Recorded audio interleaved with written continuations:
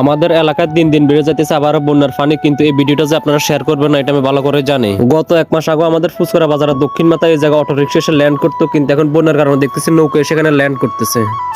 আসসালামু আলাইকুম, সবাই কেমন আছেন? আশা করি সবাই ভালো আছেন। তো আজকে দীর্ঘ প্রায় এক মাস হয়ে গেছে আর কি আমরা পানি বন্দি আমাদের এলাকাতে, কিন্তু এক মাস পরে এসে দেখতেছি পানি আবারও দিন দিন বেড়ে যাচ্ছে আমাদের এলাকাতে।